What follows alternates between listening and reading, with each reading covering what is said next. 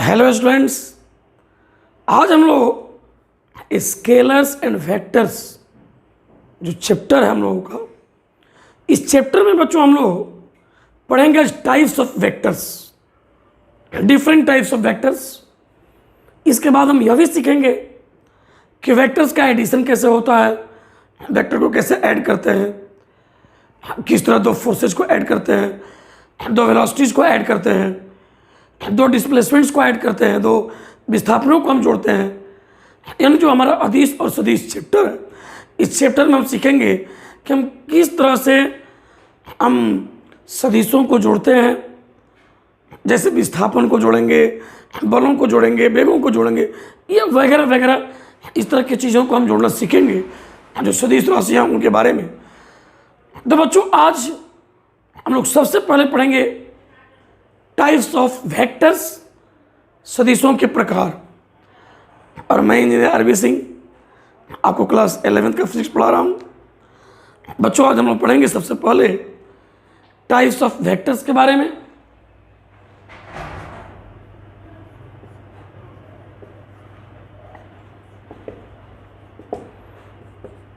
सदिशों के प्रकार।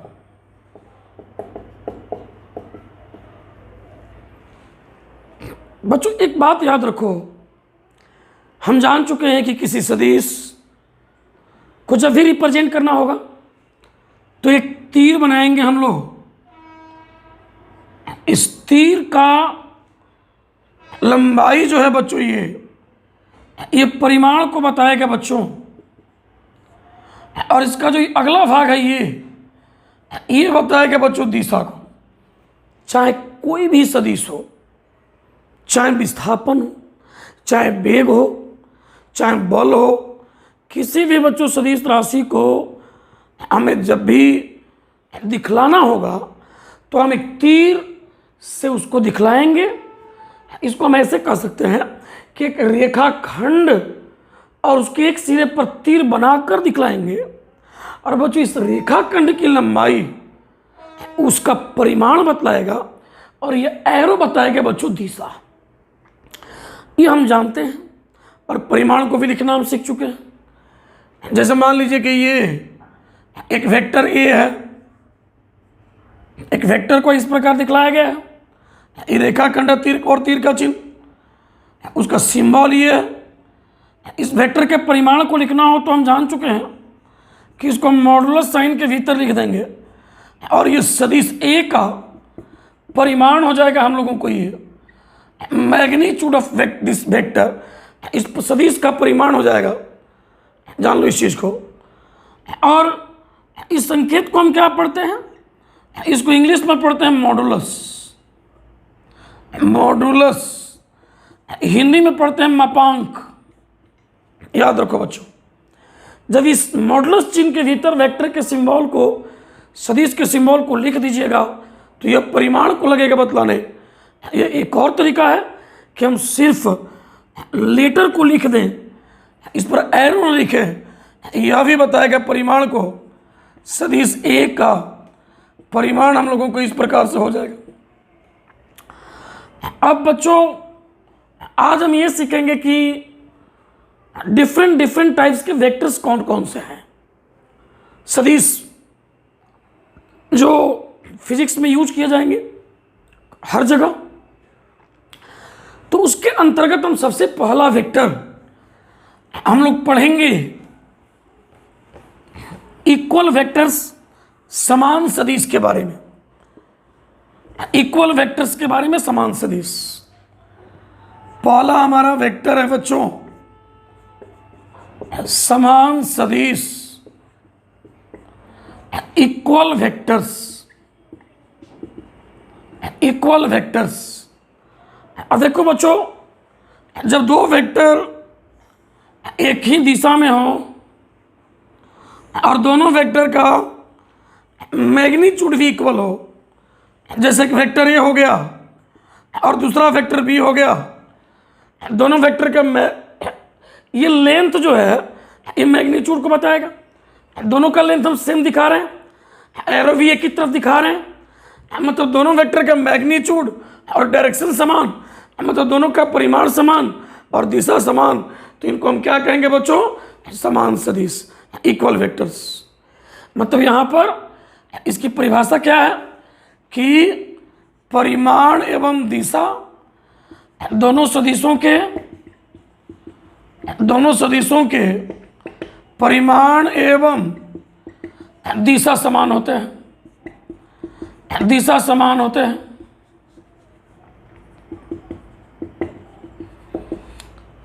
तो दो वेक्टर्स को हम इक्वल वेक्टर्स कहेंगे जब दोनों का परिमाण समान हो और दोनों का दिशा समान हो। ये हो गया हम लोग को इक्वल वेक्टर्स, समान सदिश। आप इन दोनों वेक्टर को ऐसे भी लिख सकते हैं, vector A equal to vector B.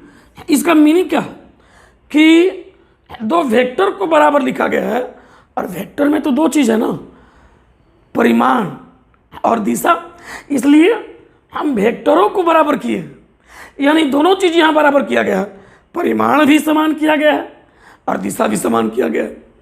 तो दो इक्वल वेक्टर्स समान सदिश क्या होते हैं, हम समझ गए, उनका परिमाण और दिशा दोनों समान होगा, दिशा भी सेम, परिमाण भी समान।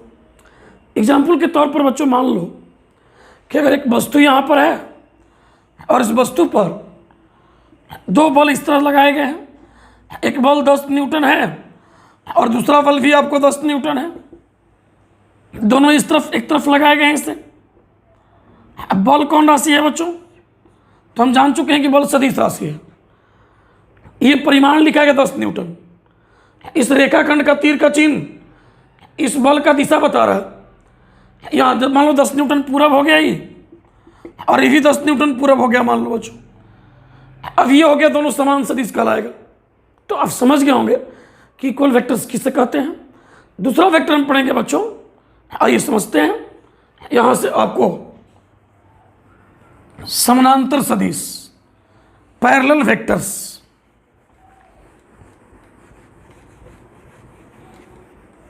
दूसरा पॉइंट है हम लोगों का समानांतर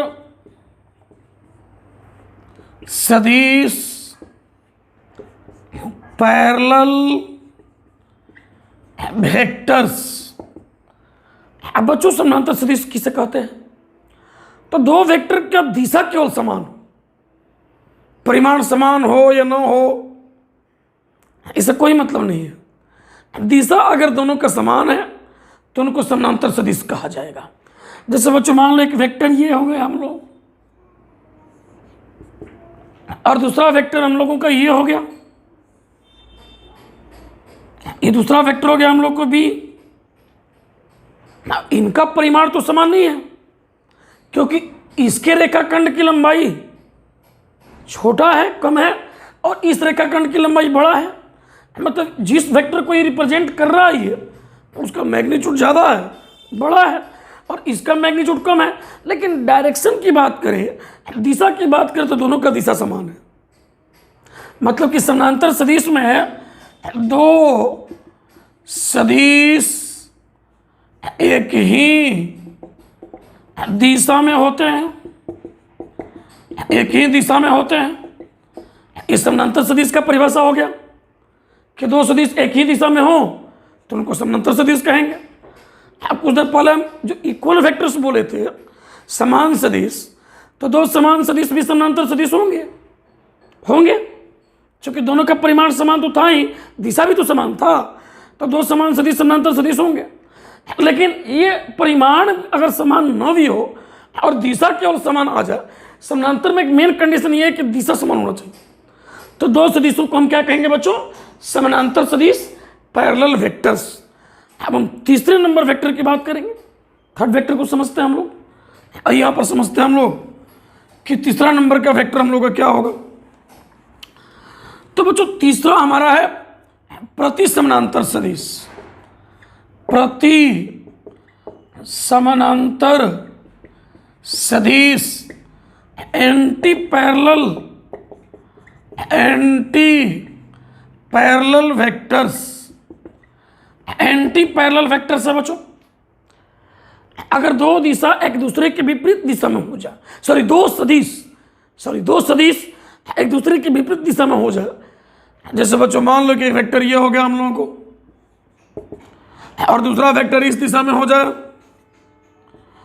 अब दोनों का जो डायरेक्शन है ये जो एरो है ये डायरेक्शन बताता है दिशा। इस वेक्टर का दिशा इस तरफ, इस वेक्टर का दिशा इस तरफ, दोनों विपरीत, इनको कहा जाएगा प्रति समानांतर सदिश। तो यहां पर क्या होगा बच्चों, दो सदिशों का दिशा, दो सदिशों की दिशाएं एक दूसरे के विपरीत होता है, विपरीत होता है। ये परिभाषा हो गया बच्चों कि दो सदिश एक दूसरे के विपरीत दिशा में हो तो उनको कहेंगे प्रति समानांतर सदिश। एग्जाम्पल बतला देते हैं हम। जैसे मान लो बच्चों एक वस्तु यहाँ रखा हुआ, इस पर दो बल लगाए गए हैं। एक बल इस तरफ है आपको, यह है 10 न्यूटन पूरब, और दूसरा बल इस तरफ लगाया गया है और ये मान लीजिए 15 न्यूटन पश्चिम है। ये 15 न्यूटन पश्चिम, एकदम दोनों विपरीत है कि नहीं बताओ। ये वाला पूरब में है तो ये वाला पश्चिम में है। ये दोनों असमानांतर या प्रति समानांतर सदिश कहलाएंगे। दोनों एक दूसरे के विपरीत हो जाएंगे तो इनको कहा जाएगा असमानांतर या प्रति समानांतर सदिश। समझ गए होंगे आप। अगला हम टाइप पढ़ते हैं बच्चों, ध्यान दीजिएगा। ये तीसरा नंबर था ये। अब हम चौथा नंबर पढ़ेंगे। चौथा नंबर वेक्टर हम लोग का है बच्चों, बड़ी मोस्ट इंपॉर्टेंट है, बहुत इंपॉर्टेंट है। नंबर 4 की हम बात करें, इसको हम कहते हैं ऋणात्मक सदिश। ऋणात्मक सदिश, इसको हम लोग कहते हैं निगेटिव वेक्टर। इसको निगेटिव वेक्टर कहते हैं बच्चों, ऋणात्मक सदिश, निगेटिव वेक्टर। अब क्या होता है ऋणात्मक सदिश, तो अगर कोई वेक्टर हमको दिया हुआ इस तरह से ए और ठीक इसी के विपरीत दिशा में इसके बराबर परिमाण का एक वेक्टर खींच दे हम अपने से, एकदम इसके विपरीत दिशा में, और इसी के बराबर अगर परिमाण ले लें, एकदम इसी वेक्टर के परिमाण के बराबर इसका परिमाण और दिशा विपरीत, तो इसको, इस वेक्टर का यह वेक्टर ऋणात्मक सदिश कहलाता। जैसे मान लो बच्चों कोई वेक्टर ये दिया हुआ है बी और कोई कहे कि इसका निगेटिव वेक्टर खींचिए, तो कैसे खींचिएगा, एकदम इसी के बराबर लंबाई लीजिएगा और तीर का चिन्ह चेंज कर दीजिए, उल्टा कर दीजिए। ये हो गया आपको वेक्टर माइनस बी। एकदम आप सीख सकते हैं, आसानी से देख सकते हैं। न्यूमेरिकल बनाने में बहुत यूज होता है ये, जमकर यूज होगा, एकदम बढ़िया समझिएगा ढंग से। न्यूमेरिकल्स के लिए सब जरूरी है जो चीज़ हम पढ़ा रहे हैं आपको। तो सवाल बनाने में काफ़ी महत्वपूर्ण भूमिका निभाता है। तो हम लोग यहाँ पर क्या कहेंगे बच्चों कि किसी सदिश का ऋणात्मक सदिश वह सदिश होता है जिसका परिमाण तो उसी सदिश के बराबर होता है लेकिन दिशा उस सदिश के विपरीत होता है। इन्हें हम लोग कहेंगे कि किसी सदिश का ऋणात्मक सदिश वह सदिश है जिसका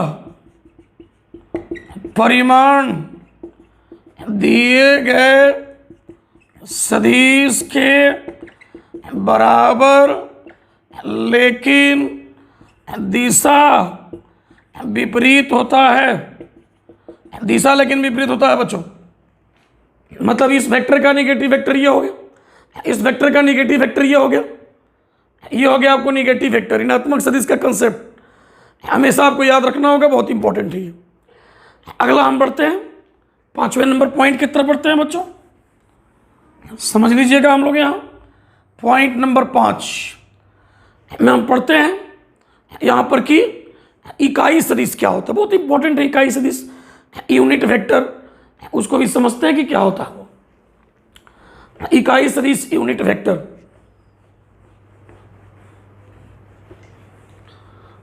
यूनिट वेक्टर,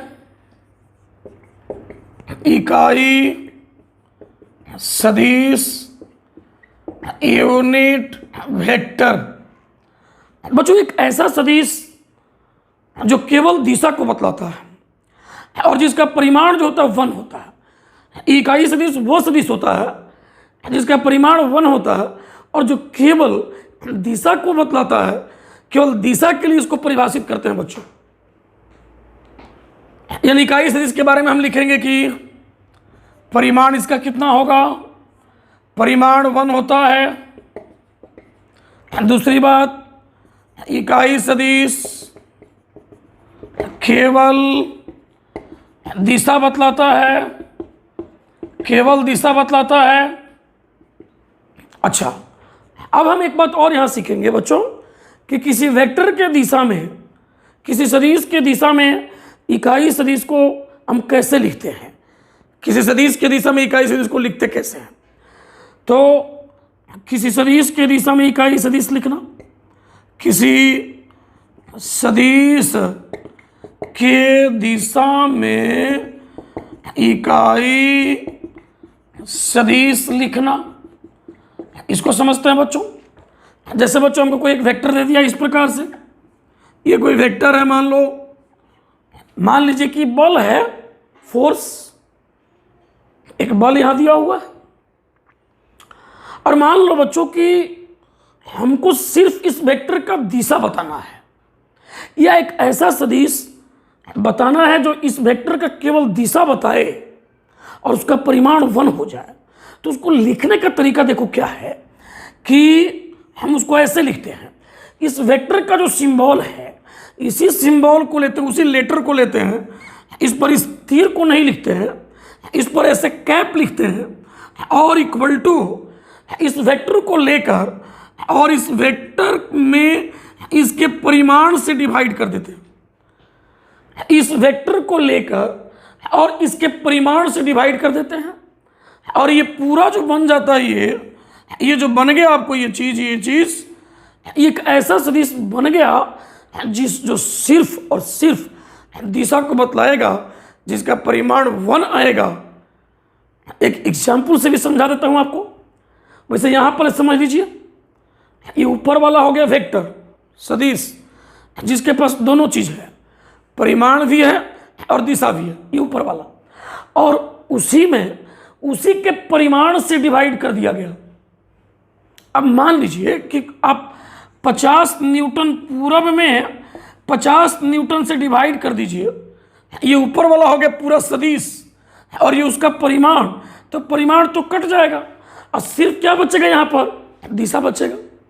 तो कहने का मतलब यह है कि जब हम किसी वेक्टर में दो चीज, परिमाण दिशा, उसी के परिमाण से डिवाइड कर दें तो परिमाण से कैंसिल और सिर्फ क्या बचेगा बच्चों, दिशा बचेगा। इसलिए ये इकाई सदिश कहलाता है। यानी इकाई सदिश लिखने का विधि क्या है कि किसी सदिश और उसके परिमाण का अनुपात इकाई सदिश होता है। अतः बच्चों हम यहाँ लिख सकते हैं कि सदिश एवं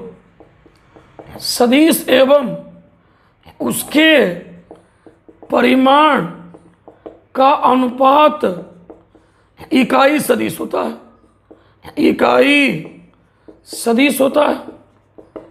एक बार समझ लो बच्चों, यहाँ पर सदिश एवं उसके परिमाण का अनुपात इकाई सदिश होता है, जो कि हम यहाँ पर लिख चुके हैं। देख सकते हो, सदिश और उसके परिमाण का अनुपात हो जाएगा इकाई सदिश।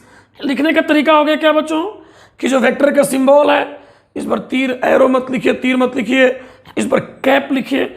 इसको पढ़ेंगे एक कैप, इसको एक कैप पढ़ते, जब ऐसे लिखेंगे ना इसको पढ़ेंगे ए कैप। हम लोग पढ़ते इस तरह से, एक कैप, टोपी पहना है कि नहीं, इसलिए हम इसको पढ़ते हैं एक कैप, जो इकाई सदिश को बतलाता है। तो ये रहा आपको इकाई सदिश का कंसेप्ट। इकाई सदिश सिर्फ और सिर्फ दिशा को बताएगा, और जब किसी वेक्टर के दिशा में इकाई सदिश लिखना हो तो सदिश और उसके परिमाण का अनुपात उसके दिशा में इकाई सदिश होगा, जो कि आपके सामने यहाँ दिख दिया गया है। आप देख सकते हैं इस चीज़ को। तो बच्चों हम लोगों को इकाई सदिश यहाँ पर मिल गया है। अब हम बात करेंगे आगे, अगली बात यहाँ पर, अगला पॉइंट, आगे बढ़ते हैं हम लोग, यहाँ पर आगे की तरफ हम बढ़ते हैं। अगला पॉइंट है, छठा पॉइंट बच्चों, यहाँ पर 6th पॉइंट जो है वो है हम लोगों को लंबकोणिक इकाई सदिश। अच्छा, समकोणिक इकाई सदिश, समकोणिक इकाई सदिश इसको लंबकोणीय इकाई सदिश भी कहते हैं, इसको लंबकोणीय इकाई सदिश भी नाम देते हैं बच्चों। इसको इंग्लिश में हम लोग कहते हैं ऑर्थोगोनल यूनिट वेक्टर्स, इसको कहते हैं हम लोग। इसको हम लोग समझते हैं कि समकोणीय इकाई सदिश या लंबकोणीय इकाई सदिश क्या होते हैं। तो बच्चों मान लीजिए कि यहाँ 3 अक्ष इस प्रकार से दिए गए हैं। एक अक्ष ये है बच्चों y अक्ष, और इन दोनों पर लंब बाहर की ओर z अक्ष है, ऐसे बाहर की तरफ z अक्ष है। हम इस तरफ ऐसे दिखा रहे हैं, माइंड में रखना है कि z अक्ष इन दोनों के तल के लंबवत बाहर की तरफ है। इन तीनों अक्षों की दिशाओं को बतलाने के लिए 3 इकाई सदिश परिभाषित किए गए हैं। धनात्मक x अक्ष की दिशा में इकाई सदिश होता है आई कैप, इकाई सदिश बना दिया गया है जो कि इस धनात्मक x अक्ष की दिशा को बतलाएगा, और धनात्मक y अक्ष की दिशा में इकाई सदिश बना दिया गया जे कैप, और धनात्मक z अक्ष की दिशा में इकाई सदिश बना दिया गया के कैप। इकाई सदिश है बच्चों। आपसे अगर ये कोई पूछ देता है कि आपको एक हम वेक्टर देते हैं, एक सदिश देते हैं, यहाँ एक सदिश लिख रहे हैं कि चलो बच्चों एक वेक्टर ए बराबर लिखा हुआ है, 4 आई कैप लिखा हुआ है, इसके बारे में मतलब इसका परिमाण कितना है, इसका दिशा क्या है। तो इस वेक्टर का परिमाण हो गया ये 4, और ये आई कैप बताएगा इस वेक्टर का दिशा, और आई कैप का आप दिशा जान चुके हैं। ये दिशा हो जाएगा धनात्मक x अक्ष, मतलब वेक्टर ए का दिशा धनात्मक x अक्ष की ओर है, उसका परिमाण कितना है बच्चों, तो 4 है। अच्छा, एक इंटरेस्टिंग बात एक बार फिर समझिएगा इस चीज को। फिजिक्स में जो है दिशाओं को मतलब अक्षों की दिशाओं को बतलाने के लिए एक नियम बनाया गया कि हम अक्षों की दिशाओं को बताएंगे कैसे। x अक्ष की दिशा को, y अक्ष की दिशा को, z अक्ष की दिशा को कैसे बताया जाएगा। तो भौतिकी में बना दिया गया कि धनात्मक x अक्ष का दिशा बताएगा जो इकाई सदिश, उसको लिखते हैं आई कैप, और चूंकि इकाई सदिश है तो इसका परिमाण कितना होगा, इसका परिमाण 1 होगा। किसी भी इकाई सदिश का परिमाण 1 होगा, वो केवल दिशा बताएगा। इसी तरह धनात्मक y अक्ष की दिशा के लिए ये हो गया जे कैप, इसका परिमाण कितना होगा हम लोग को, तो इसका परिमाण होगा हम लोग को जो है 1। इसी तरह धनात्मक z अक्ष का दिशा जो कि इन दोनों के तल के लंबवत बाहर की तरफ होगा, इसका अगर पूछे कोई कि परिमाण कितना होगा तो परिमाण 1 होगा। ये तीनों इकाई सदिश है। धनात्मक x अक्ष की ओर आई कैप, धनात्मक y अक्ष की ओर जे कैप, धनात्मक z अक्ष की ओर के कैप। लेकिन ऋणात्मक x अक्ष की ओर अगर कोई पूछ दे कि धनात्मक x अक्ष की तरफ इकाई सदिश आई कैप है, ऋणात्मक x अक्ष की ओर क्या होगा, तो आज ही हम लोग कंसेप्ट पढ़े हैं कि किसी सदिश का ऋणात्मक सदिश कैसे लिखते हैं, परिमाण उसके बराबर और दिशा उसके विपरीत। मतलब कि ऋणात्मक x अक्ष के हम यहाँ पर एक बात कह देते हैं कि धनात्मक x अक्ष के दिशा में इकाई सदिश लिखा हुआ आई कैप, तो ऋणात्मक x अक्ष को लिखना हो तो क्या लिखते हैं, अतः ऋणात्मक x अक्ष की ओर इकाई सदिश अगर लिखना हो तो बराबर लिखेंगे माइनस आई कैप। इसी तरह z सबके लिए हम लिख सकते हैं। और बच्चों एक बात याद रखो कि माइनस आई कैप का परिमाण भी जो होगा ये आपको 1 होगा। ये माइनस केवल डायरेक्शन के लिए है कि इस माइनस आई कैप का जो डायरेक्शन है, जो दिशा है, वह इस आई कैप के विपरीत, और आई कैप का दिशा तो हम जान चुके हैं धनात्मक x अक्ष की। तो ऋणात्मक x अक्ष की तरफ क्या होगा बच्चों, माइनस आई कैप। इसी प्रकार धनात्मक y अक्ष की तरफ इकाई सदिश जे कैप है, तो ऋणात्मक y अक्ष की तरफ क्या होगा, माइनस जे कैप। धनात्मक y अक्ष की तरफ इकाई सदिश के कैप, तो ऋणात्मक y अक्ष z अक्ष की तरफ क्या होगा, माइनस के कैप। धनात्मक जेड अक्ष की तरफ के कैप, तो ऋणात्मक जेड अक्ष की तरफ माइनस के कैप। और ये जो भी सदिश है ये लंबकोणीय की इकाई सदिश कहलाते हैं, क्योंकि एक दूसरे के परपेंडिकुलर है। जैसे आई कैप और जे कैप, आई एक्स की तरफ, जे वाई की तरफ, और के जो होगा जेड की तरफ। ये जेड अक्ष ऐसे होता है दोनों के लंबवत, मतलब इसके साथ भी 90 बनाएंगे एंगल, इसके साथ भी 90 बनाएंगे एंगल, इसलिए इसका नाम है समकोणिक इकाई सदिश या लंबकोणीय इकाई सदिश। इंग्लिश में ऑर्थोगोनल यूनिट वेक्टर्स कहते हैं। इसका जरूरत है हमको इस पूरे चैप्टर में और आगे पूरे फिजिक्स में हर जगह ये मिलेगा आपको। तो जिस तरफ धनात्मक एक्स की तरफ आई कैप लिए हैं, उस तरफ धनात्मक वाई की तरफ क्या होगा, जे कैप होगा। ऋणात्मक वाई की तरफ क्या होगा, माइनस जे कैप। धनात्मक वाई की तरफ क्या होगा, के कैप। ऋणात्मक वाई की तरफ क्या होगा, माइनस के कैप। ये दिमाग पर आपको रखना। अब बच्चों हम आगे बढ़ते हैं। 7वां पॉइंट हम लोगों का होगा यहाँ पर। 7वां पॉइंट यहाँ पर हम लोगों को होगा, यहाँ पर हम लोग ध्यान देते हैं। यहाँ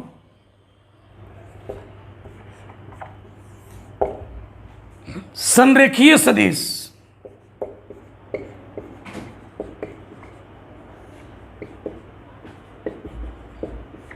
कोलिनियर वेक्टर्स।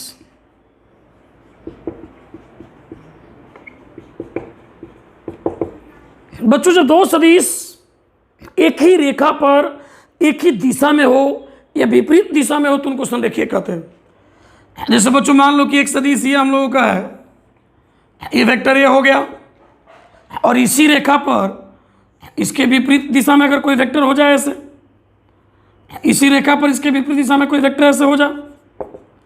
एक ही रेखा पर दोनों वेक्टर, दोनों के स्टार्टिंग पॉइंट यहाँ पर है। या मान लो बच्चों कि एक सदिश इस प्रकार से ए है और इसी रेखा पर इसी दिशा में दूसरा वेक्टर हम लोग को ये मिल जाए। अब इन दोनों वेक्टर को संरेखीय कहेंगे। तो संरेखीय का हम परिभाषा बोल सकते हैं कि दो सदिश एक ही रेखा पर एक ही दिशा में या विपरीत दिशा में होते हैं, विपरीत दिशा में होते हैं। संरेखीय सदिश का परिभाषा हो गया। संरेखीय सदिश का ही डेफिनेशन हो गया। एक ही रेखा पर वेक्टर होना चाहिए या तो विपरीत, चाहे एक ही दिशा में होना चाहिए।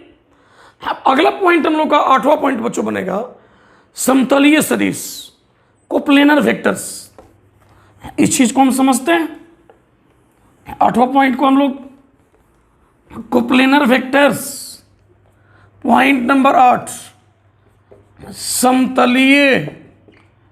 समतलीय सदिश, coplanar vectors.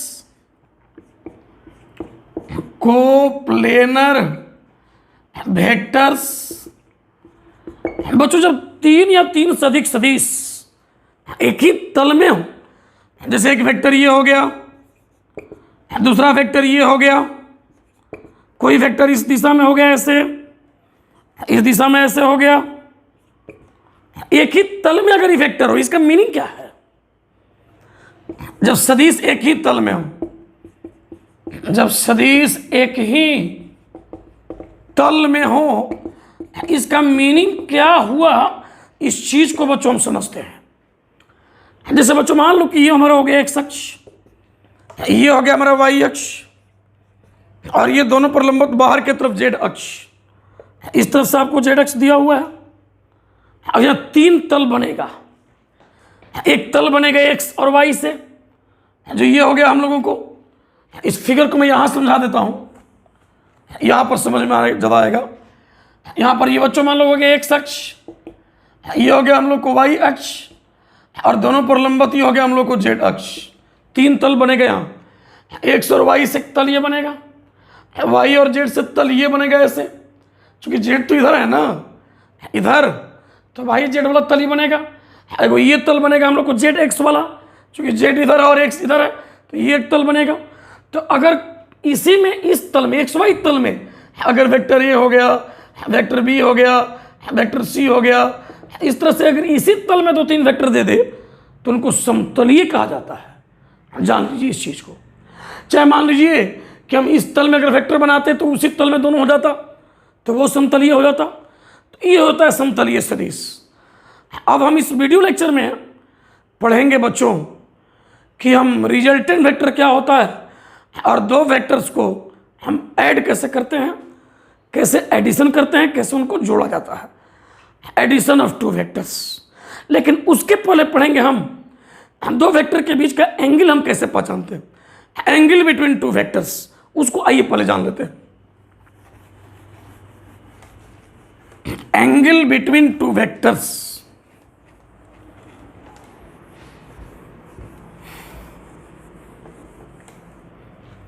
Angle between two vectors, दो सदिशों के बीच का कोण, दो सदिशों के बीच का कोण अगर हम लोग को पहचानना है, जानना है, सीखना है, सवाल बनाने में इसका बहुत ज़रूरत है। मान लो एक बच्चों एक वेक्टर हम लोग को ये दिया हुआ है, ये एक वेक्टर मतलब एक बल है, मान लो एक बल, एक फोर्स, और दूसरा फोर्स हम लोग को ये दिया हुआ है, मान लो। क्या ये दोनों एक ही दिशा में है? तो नहीं है, क्योंकि इसका तीर का चिन्ह जो है इस तरफ है, इस वेक्टर इस बल का दिशा इधर है, इस बल का दिशा इस तरफ है, एक दिशा में तो है नहीं। तो इन दोनों के बीच का एंगल कैसे पता चलेगा? तो बच्चों याद रखो कि जब हम एक वेक्टर को इस तरह दिखाते हैं, एक बड़े तीर से या एक रेखाखंड और एक तीर से दिखाते हैं, तो इस पॉइंट को हम कहते हैं टेल, स्टार्टिंग पॉइंट को, और इस वाले पॉइंट को हम कहते हैं हेड, इसको हम लोग कहते हैं हेड। यहां भी ये टेल हो जाएगा और ये हेड हो जाएगा हम लोगों को। अब बच्चों एक बात जान लो कि अगर इन दोनों वेक्टर के बीच का एंगल जानना हो तो पहला तरीका यह है कि आप इन दोनों के टेल को मिला दीजिए, टेल टू टेल मिलाइए, टेल टू टेल मिलाइए। आप देखिए क्या हो जाएगा, ये हो जाएगा हम लोग को वेक्टर, ये पहला वेक्टर इस तरह ले लीजिए आप, ये हो गया हम लोग को पहला वेक्टर ए, दूसरा वेक्टर का टेल यहाँ मिलाइए, ये दूसरा वेक्टर हो गया बी, और ये अंदर वाला जो एंगल बनेगा यही होगा दोनों वेक्टर के बीच का एंगल।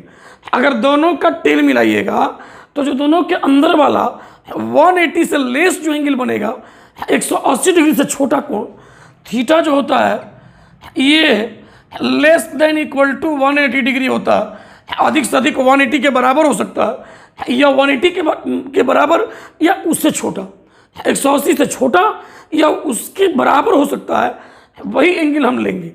इस एंगल को हम नहीं लेंगे क्योंकि ये एंगल 180 से बहुत बड़ा हो जाएगा, ये दोनों वेक्टर के बीच का एंगल नहीं कहलाएगा। तो तरीका क्या है बच्चों कि टेल टू टेल अगर मिला दोगे दोनों को, और जो भीतर का बीच का जो एंगल बनेगा, भीतर वाला जो अंदर वाला एंगल बनेगा जो कि 180 से लेस होगा, इस एंगल को हम कहते हैं आपको एंगल बिटवीन टू वेक्टर्स।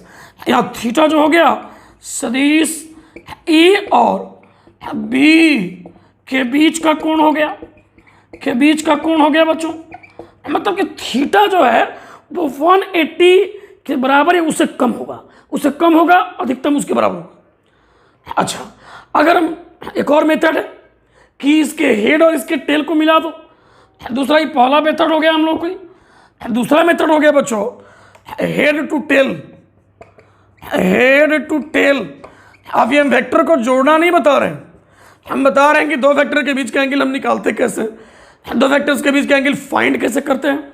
अब बच्चों क्या करेंगे हम लोग, इस वेक्टर को हम ऐसे ड्रॉ करेंगे, पहला वेक्टर को इस प्रकार से ऐसे, इस पहला वेक्टर को ऐसे ड्रॉ कर दिया हमने, ये हमारा वेक्टर ये हो गया। इसके हेड से इस दूसरे वाले के टेल को हम यहाँ पर मिला देंगे ऐसे, जिस दिशा में है दूसरा उसी दिशा में लेना, दिशा बदलना नहीं चाहिए, जिस दिशा में है ये, जिस दिशा में उसी दिशा में आपको वेक्टर ड्रॉ कर देना है। ये हो गया हम लोग को वेक्टर बी। किसी का नजर लग गया, ये हो जाएगा हम लोग को वेक्टर बी, ये वेक्टर बी हो गया। अब इस पर जो बाहर वाला एंगल बनेगा, इस बार ही बाहर वाला एंगल होगा वेक्टर ए और बी के बीच का एंगल। याद रखिए जो दोनों का टेल मिलाइएगा तो अंदर वाला एंगल, दोनों वेक्टर के बीच का एंगल, अगर एक का हेड या एक का हेड और दूसरे का टेल मिला है, एक का हेड और दूसरे का टेल मिला है, हेड टू टेल मिला है या टेल टू टेल मिला है, यहाँ पर टेल टू टेल मिला है या हेड टू टेल मिला है, और तो जो बाहर वाला एंगल होगा ये हो जाएगा थीटा सदिश ए और बी के बीच का कोण, और बी के बीच का कोण हो जाएगा बच्चों, बीच का कोण हो जाएगा ये। तो दो वेक्टर के बीच का एंगल हम इसी तरह पता करते हैं, दोनों का अगर टेल मिलाइएगा तो अंदर वाला एंगल दोनों वेक्टर के बीच का एंगल, अगर एक का हेड दूसरे का टेल मिलाइएगा तो बाहर वाला एंगल दोनों वेक्टर के बीच का एंगल होगा। अच्छा, क्यों ये बाहर वाला हो रहा? क्योंकि इस वेक्टर का एरो इधर से सीधे जा रहा है, इसका एरो ऐसे जा रहा है, तो एक डायरेक्शन इधर और दूसरा इधर, तो यही ना दोनों के बीच का एंगल ये हो जाएगा ये वाला। यहाँ भी देखिए ऐसा ही ना निकल रहा है भाई, तो ये हो जाएगा दोनों के बीच का एंगल। तो ये हो गया दोनों वेक्टर के बीच का एंगल। और बच्चों आज के क्लास में हम लोग इतना सीखे।